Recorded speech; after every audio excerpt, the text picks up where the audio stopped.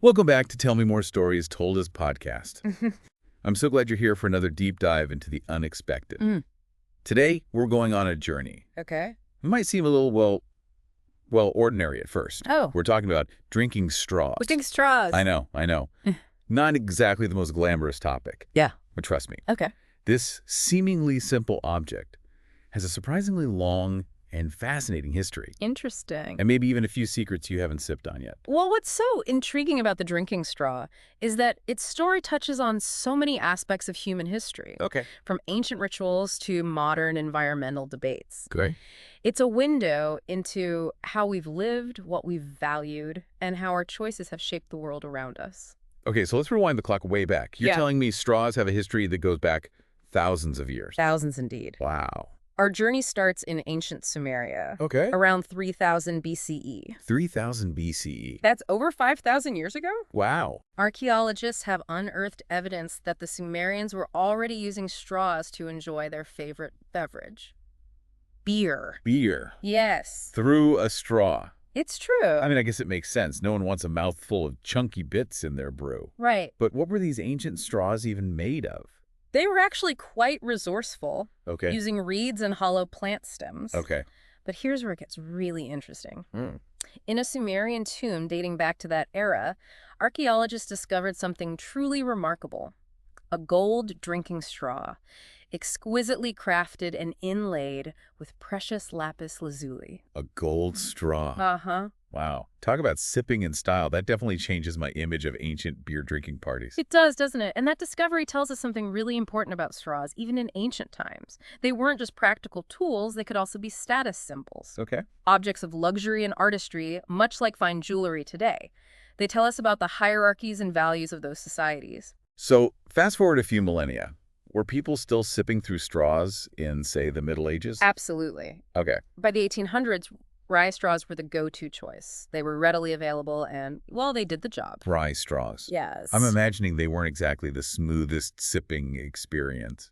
Were they anything like those paper straws that get all soggy? You're spot on. Oh, no. Rye straws were notorious for falling apart mid-sip, leaving you with a mouthful of mushy bits. Right. Not exactly appetizing. Ugh. No thanks.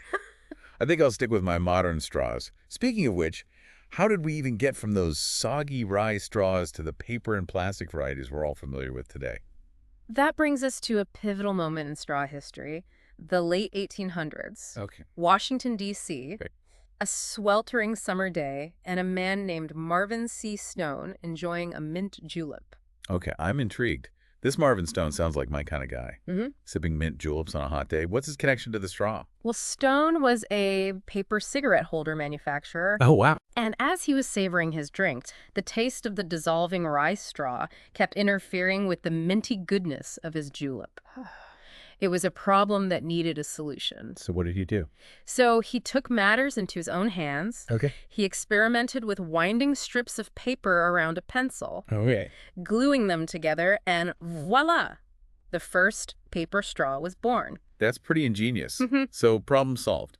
Everyone switched to paper straws and lived happily ever after. Not quite. Oh. There was a slight snag. Okay. The glue holding the paper straw together wasn't exactly bourbon-proof. Imagine sipping your drink and having the straw disintegrate before your eyes. Back to the drawing board. Oh no, that's a recipe for disaster. What did Stone do? Surely he wasn't ready to give up on his invention. Absolutely not. Okay. He was determined to create a straw that could stand up to any beverage. So he developed a special machine that coated the paper straws with wax, making them waterproof and, importantly, bourbon-proof. And that, my friend, is how the paper straw as we know it came to be. Marvin Stone, a true innovator and a hero to mint julep lovers everywhere. So paper straws became all the rage then. For a while, they were the standard. Okay. But then came World War II, and with it, a new material that would change everything: plastic. Ah, yes. Plastic. Yeah. The wonder material that seemed to solve every problem. Yeah. Until it created a whole new set of challenges. Exactly. Plastic was cheap, durable, and easy to mass produce. It quickly took over in countless industries, and drinking straws were no exception. But this was also the era of the rise of fast food and a throwaway culture, right? Yes. plastic straws were a perfect fit for that. You're absolutely right. Okay. The convenience and low cost of plastic straws made them ubiquitous, Yeah. appearing everywhere from diners to drive-thrus. Wow. They became so commonplace that we hardly even noticed them Yeah. until, of course, we started to see the consequences. And that's a whole other chapter in the story, the drinking straw. Yeah, A chapter that's still being written today. it is. Okay. Before we dive into that, let's take a little detour and explore some of the more whimsical and innovative twists in the evolution of the straw. Ooh, a detour. Yes. I love detours. Okay. Where are we headed? Let's start with a familiar friend. The bendy straw. Oh, yeah? Remember those? The ones that made drinking from awkward angles a breeze? Of course. Yeah. I still use them all the time. They're a lifesaver for tall glasses and those times when you just can't quite reach your drink without contorting yourself. Well, we could thank a father named Joseph Friedman for that little bit of genius. Picture this. It's the 1930s, and Friedman is watching his young daughter struggle to use a straight straw to reach her milkshake. Being a loving and inventive dad, he gets an idea. He takes a straight paper straw, inserts a screw to create a bend, and covers it with dental floss to keep it smooth. A screw and dental floss. That sounds a little scary. Yeah, I'm glad they refined the design before it went mainstream. indeed. Friedman quickly realized that screws and dental floss weren't exactly food-safe materials, so he replaced the screw with a corrugated section, and voila! The modern bendy straw was born. That's a great story. It's amazing how a simple observation and a desire to make life easier for his daughter led to an invention that's now used by millions around the world. It really is a testament to the power of simple solutions and paying attention to the little things. Okay, I'm ready for another twist in the straw saga. What other innovations have we seen? Well, how about the crazy straw? That colorful, loopy, twisty straw that brings out the kid in all of us. Oh, I loved those as a kid. They made drinking juice so much more fun. They definitely add a touch of whimsy to any beverage. Yeah. And then there's the spoon straw. Oh, yeah. Perfect for scooping up the last bits of your milkshake or smoothie. Oh, yes. The spoon straw. Yeah. A brilliant invention. I can't imagine enjoying a frosty treat without one. And let's not forget about boba tea straws. Yeah? Those wider straws specifically designed for slurping up those delicious tapioca pearls. I have to admit, I'm a huge fan of boba tea, so those wider straws are a lifesaver. It's amazing how the straws adapted to our evolving tastes and beverages. Speaking of adaptations, let's journey to South America, where we encounter a unique and traditional straw called the bombilla. Have you ever heard of it? The bombilla. That rings a bell, but I can't quite place it. Refresh my memory. The bombilla is a metal straw, often made of silver, with a filter at the bottom. Okay. It's used for drinking mate, Okay. a traditional South American beverage. Mate, now I remember. Yeah. It's that herbal drink, kind of like tea, right? Exactly. Mate is made from the dried leaves of the yerba mate plant Okay. and is traditionally brewed in a gourd and shared among friends and family. Yeah. And that's where the bombilla comes in. Oh, right. The filter at the bottom of the straw prevents you from sucking up the leaf fragments while you drink. So it's like a built-in strainer for your mate. Uh-huh. That's pretty clever. I love how even a simple object like a straw can be so intricately connected to culture and tradition. It's a reminder that even the most seemingly mundane objects can have a rich and meaningful history, reflecting the values, practices, and ingenuity of different cultures. And speaking of meaningful histories, I think it's time we address the elephant in the room. The environmental impact of the modern drinking straw. You're right. Okay. The story of the straw takes a bit of a darker turn when we look at the rise of plastic and its consequences for our planet. Before we dive into that, I want to remind everyone listening to hit that subscribe button so you don't miss out on any future deep dives on Tell Me More. We've got some amazing stories lined up for you. Now, where were we? Ah, yes, the environmental impact of plastic straws.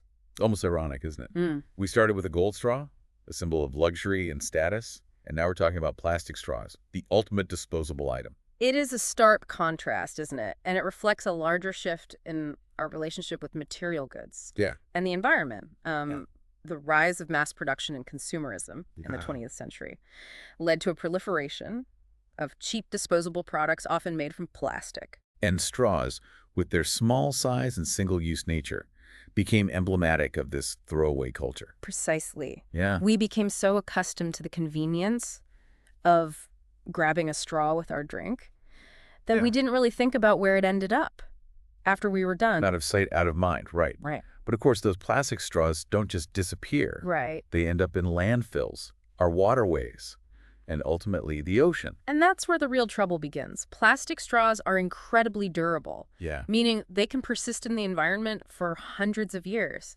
And because they're so lightweight, they're easily carried by wind and water, ending up in the most remote corners of our planet. I remember that video that went viral a few years ago, the one with the sea turtle with a plastic straw lodged in its nostril.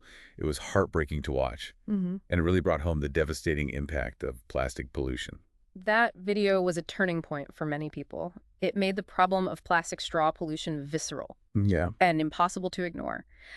And it helped spark a global movement to reduce or eliminate plastic straw use. It's amazing how a single image can have such a profound impact on public awareness. So what happened next? How did the world respond to this growing concern about plastic straws? Well, we started to see a wave of bans and restrictions on plastic straws, Okay. first in cities I got it. and then in entire countries. Wow. Businesses began to offer alternative straws, and consumers became more conscious of their choices. It seems like there was a real shift in the public consciousness, a realization that even small actions like choosing a different type of straw can make a difference. Absolutely. And that's a powerful concept. It empowers individuals to be part of the solution, Right. to feel like they have agency in addressing this global challenge. But of course, not everyone was on board with these bans and restrictions, right? Uh-huh. I know there's been pushback, especially from disability advocates. Yeah, right. Okay. And it's a crucial perspective to consider. For many people with disabilities, especially those with mobility issues, plastic straws are essential for drinking independently. Alternatives, like paper or metal straws, aren't always suitable or accessible for everyone's needs. That's such an important point. It highlights the complexity of this issue and the need for solutions that are both environmentally sustainable and inclusive. We can't solve one problem by creating another one. Exactly. And that's where things get interesting. It forces us to think creatively and to come up with innovative solutions that work for everyone. So let's talk about those solutions. What are some of the alternatives to plastic straws out there? Well, the most common alternative is the paper straw, which has made a big comeback in recent years. I've definitely noticed that. Uh, You see them everywhere now. But I have to admit, I'm not a huge fan. They tend to get soggy pretty quickly, Yeah. especially in hot drinks. That's the main drawback of paper straws for sure. And they don't always hold up as well in thicker drinks like milkshakes or smoothies. And don't even get me started on what happens when you leave a paper straw in your drink for too long. It's a recipe for a soggy mess. Agreed. But despite their flaws, paper straws are a step in the right direction. They're compostable, Okay. meaning they break down naturally, unlike plastic. Okay, so paper straws, not perfect, but better than plastic from an environmental standpoint. What other options are out there? Well, we're seeing a growing trend towards reusable straws made from materials like metal, Okay. bamboo, Okay. glass, or silicone. I've tried metal straws, and I like them for iced coffee and cocktails, but I do worry about accidentally chipping a tooth on them.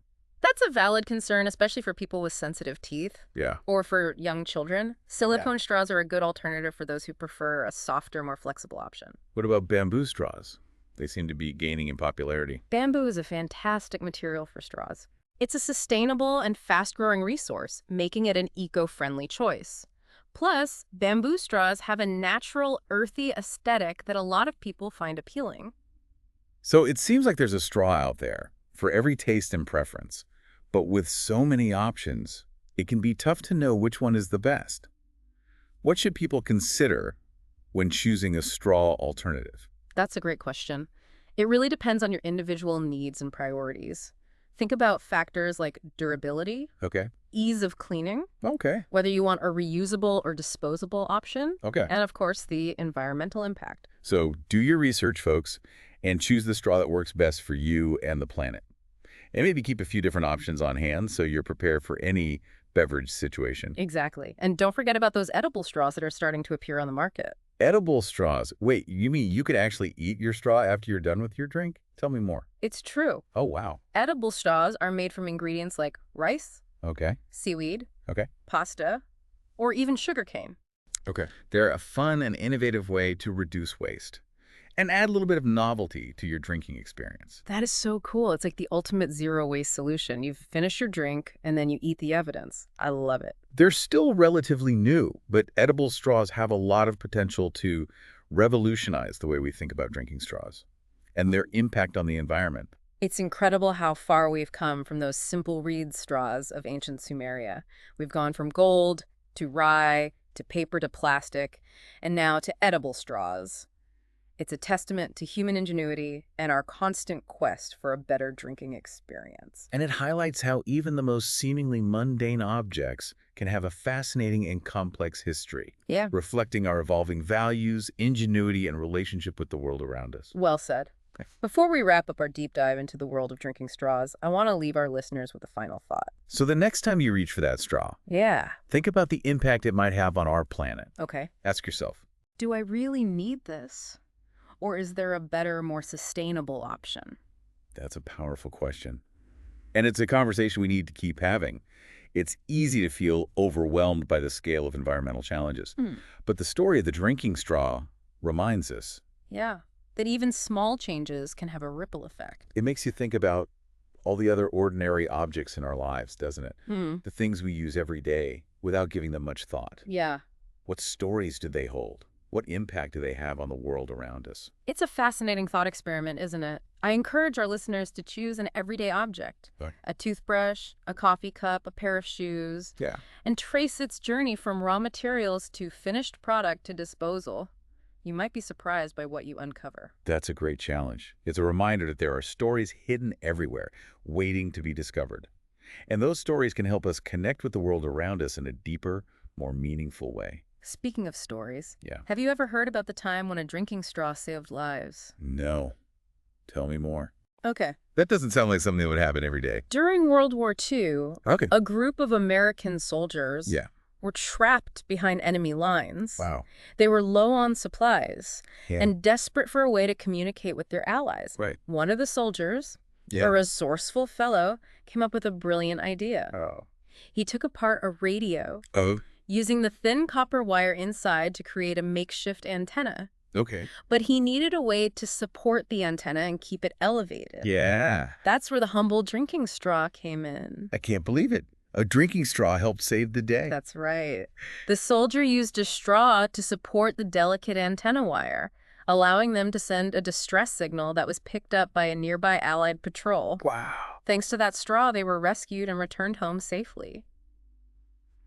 It's amazing to think how a simple object, often taken for granted, can play such a crucial role in extraordinary circumstances. Indeed. Yeah. The story of the drinking straw with its twists and turns. Its moments of brilliance and its unintended consequences Yeah. is a reflection of human ingenuity and our ongoing relationship with the world around us. It's a story that reminds us to pay attention to the seemingly small and insignificant, for within them often lie hidden depths and surprising revelations. So next time you reach for a straw, take a moment to appreciate its journey, from ancient origins to modern innovations, from everyday use to extraordinary feats. And remember, even the smallest choices can make a difference. It's been a pleasure delving into this seemingly simple yet surprisingly complex object with you today. Thank you for joining us on this deep dive into the world of drinking straws. And thank you, listeners, for tuning in to Tell Me More Stories Told Us podcast. We hope this episode has sparked your curiosity and inspired you to look at the world around you with a fresh perspective. Remember, every object has a story to tell. Keep exploring, keep learning, and keep asking. Tell me more.